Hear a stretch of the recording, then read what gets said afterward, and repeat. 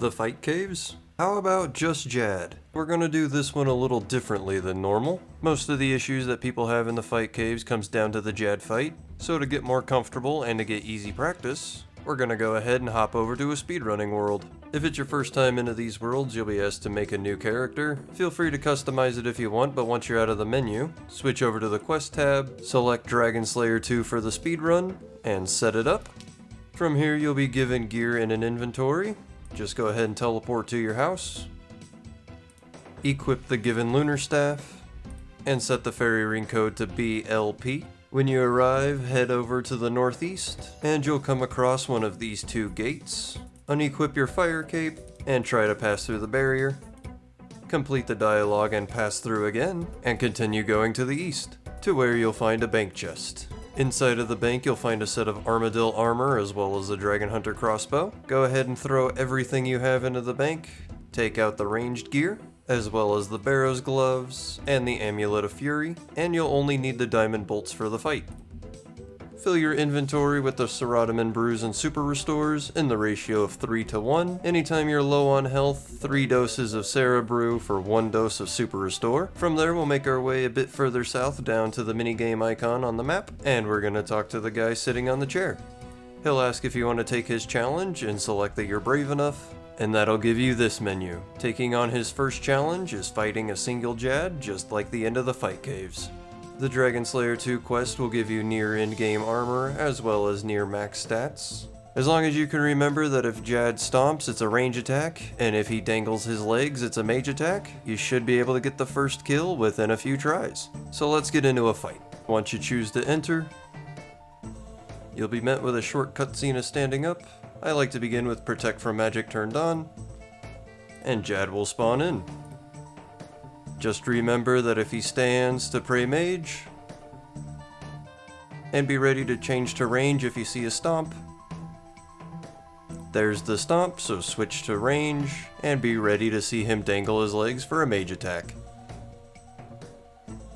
The other key is to make sure to only do one action in between every Jad attack.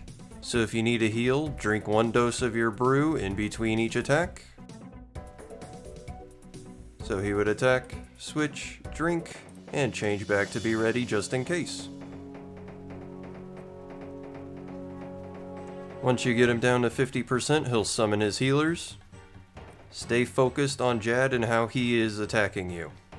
And in between his attacks, click onto a healer, that way you can begin to kill them. Always just watching Jad and his animations.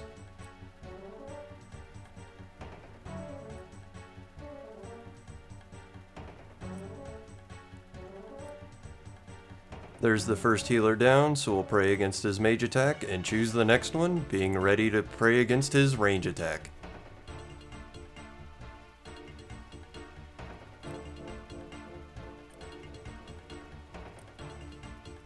Since we have 3 healers on one side, we'll wait for his next attack to pray against it and move up a little bit. Pray against his other attack and move over to this side, just 1 tile away from him so he still can't melee us.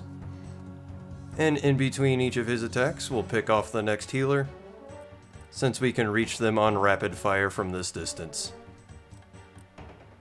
And once you've hit all 3, they'll now be trying to come to you instead of healing Jad. Click Jad 1 more time, and if we brought him down to 50% health, we can bring him down to 100% health. Just make sure to keep watching his animations.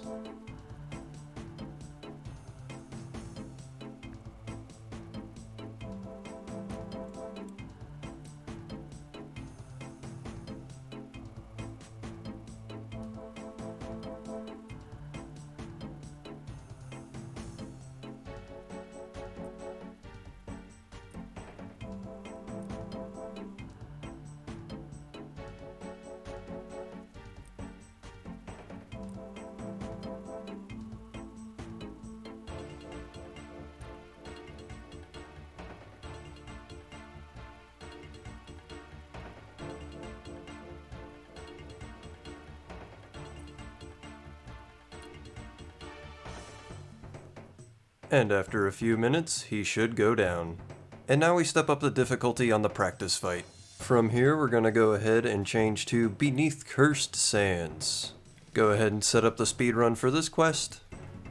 Since this quest doesn't set you up with any immediate teleports, I personally just like to do the home teleport and make my way over to TzTok-Jad from there, so let's get going. Once you arrive, it's the same thing as before. Unequip the fire cape, try to pass through, finish the dialogue, and pass through the gate. Grab your range gear provided by the quest speedrun, as well as the partial inventory of brews and restores, and finishing off with sharks. Speak to Zarket Rak again, and go ahead and take on the Jad challenge.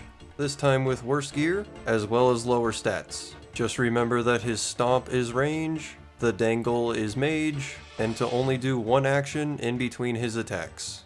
And when you get him to go down again, it'll prep you for a longer fight with Jad, as well as give you the confidence and ability to take him down in the main game after the fight caves. Also the reason we don't use ruby bolts, Jad only has 250 health. Now go get your fire cape.